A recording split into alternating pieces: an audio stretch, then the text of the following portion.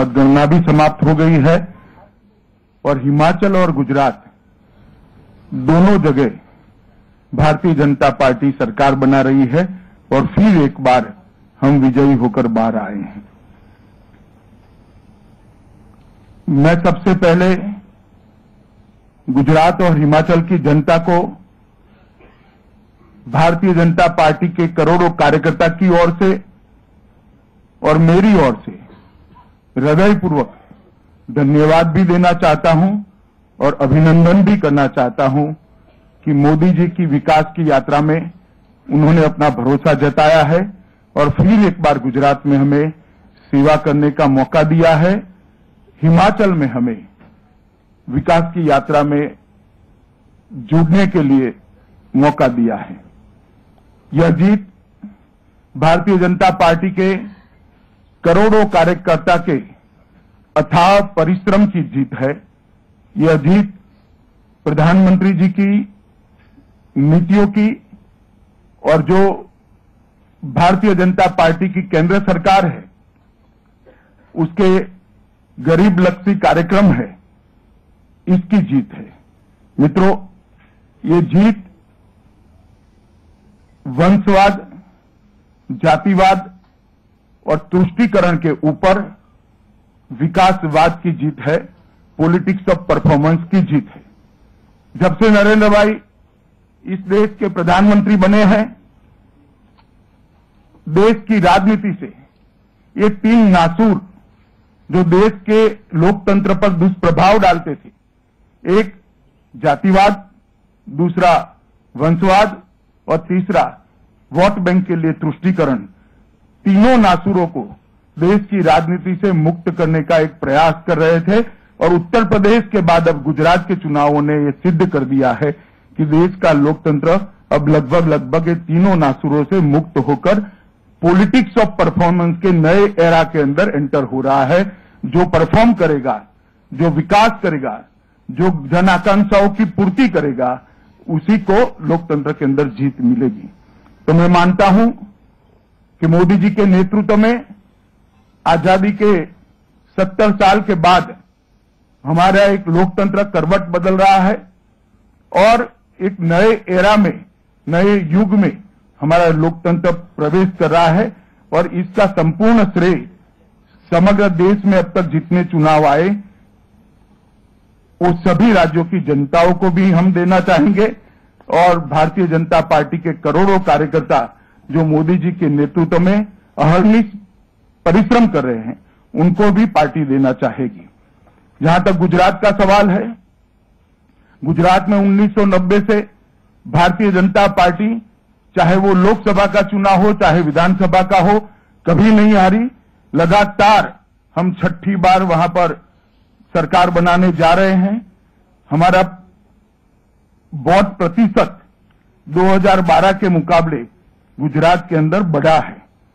2012 में भारतीय जनता पार्टी को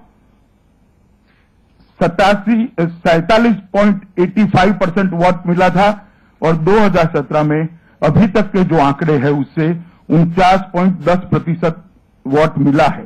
इसका मतलब होता है इतने घोर जातिवादी प्रचार के बाद भी भारतीय जनता पार्टी के जन समर्थन में 1.25% की वृद्धि हुई है।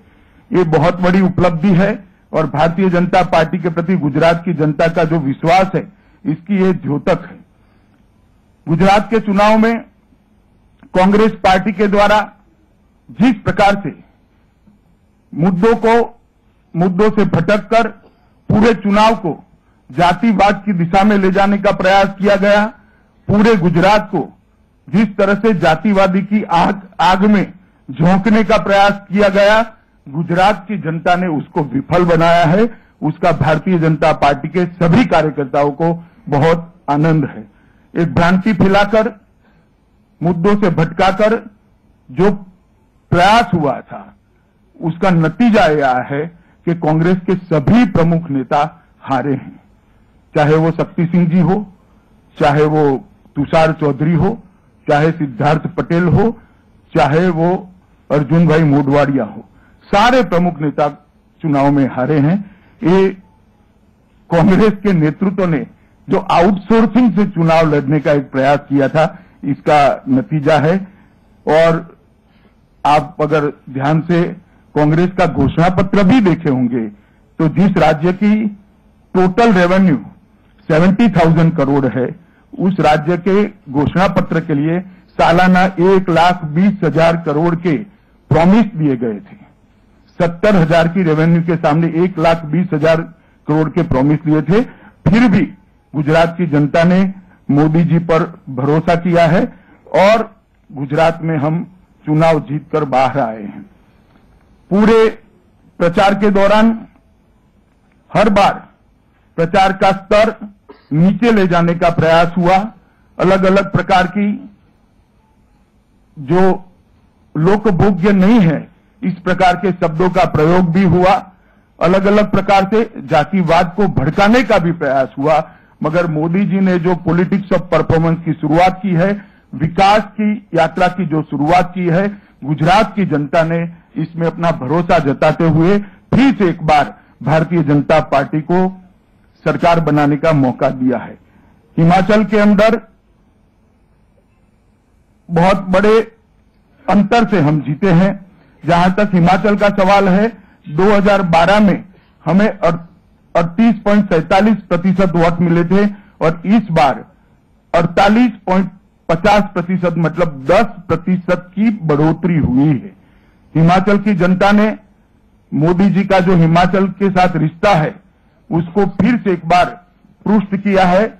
उसको उन्होंने फिर से एक बार ताजा करते हुए प्रधानमंत्री जी के नेतृत्व में अपनी श्रद्धा जताई है और हिमाचल नरेंद्र मोदी जी की विकास यात्रा में जुड़ना चाहता है।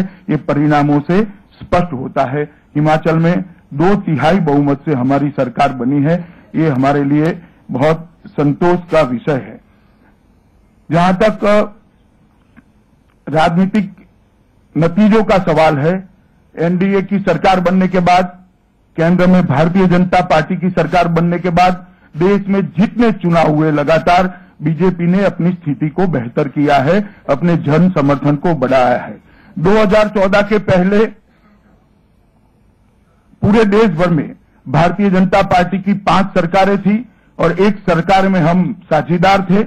आज ये दोनों राज्यों के परिणाम आने के बाद भारतीय जनता पार्टी की 14 सरकारें हैं, जहां भारतीय जनता पार्टी के मुख्यमंत्री हैं, और 5 सरकारें ऐसी है जो एनडीए की है, जिसमें हम हिस्सेदार हैं। तो कुल मिलाकर देश के 19 राज्यों में मोदी जी के नेतृत्व में सरकार बनी है।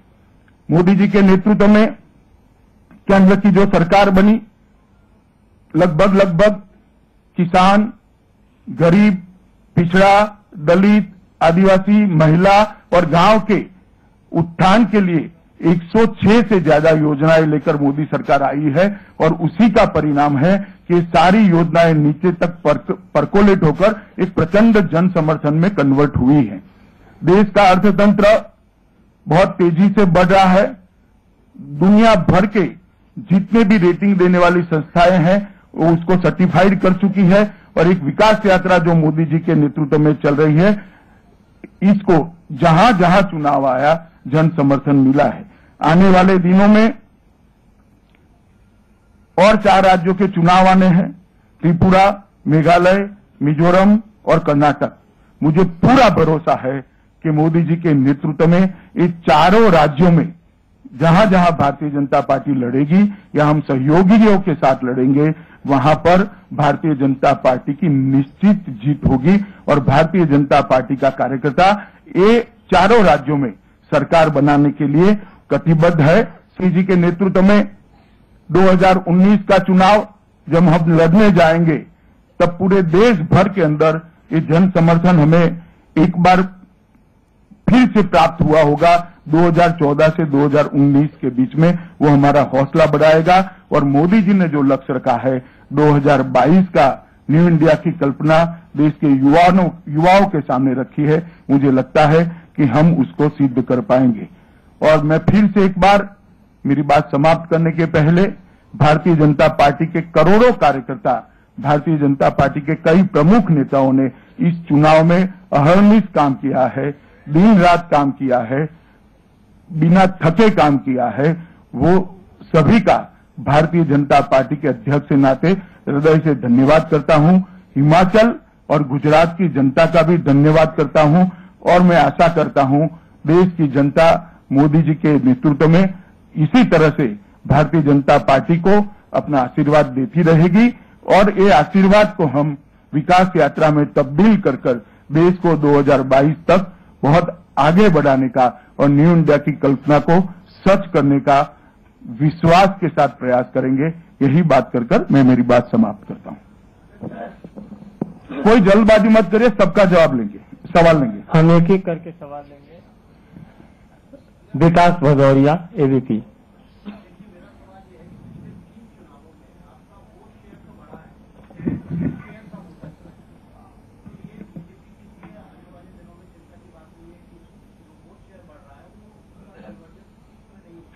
देखिए, चुनाव जीतने की ललक में जिस प्रकार का प्रचार का स्तर होता जा रहा है, जिस तरह से गुजरात में जातिवाद को भड़काया गया, मैं मानता हूं कि इसमें वोट शेयर को भी बढ़ाना बड़ी सिद्धि होती है और मैं ये निश्चित रूप से मानता हूं कि जनता ने हमारे वोट शेयर को बढ़ाकर जन समर्थन को दोहराया है। वोट शेयर कम न होना 22 साल की सरकार के बाद ये बहुत बड़ी उपलब्धि होती है, जबकि प्रचार इतने नीचे स्तर पर ले जाना, जातिवादी भावनाओं को भड़काना, प्रधानमंत्री के लिए इतने ओछे शब्दों का उपयोग करना, मैं मानता हूं इसे नीचे स्तर का प्रचार मैंने मेरे राजनीतिक जीवन में नहीं देखा है। Sheela Bhatt, news x.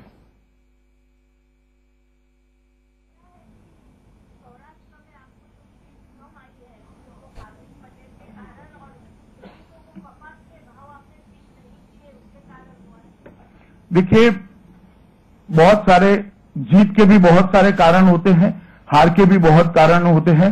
साथियों के साथ बैठकर इसकी चिंता करेंगे, मगर जहां तक आप जिस चीज का जिक्र करिए उसका सबसे ज्यादा जो प्रभाव था वो दोनों जगह पे हम बहुत बड़े मार्जिन से जीते हैं, सूरत और महसाना। विकास चंद्रा, सहारा। तो आपने सुना बीजेपी अध्यक्ष अमित शाह को, उन्होंने सीधे सीधे कहा कि वंशवाद, जातिवाद और तुष्टीकरण की जो राजनीति करी वही कांग्रेस के सामने आई।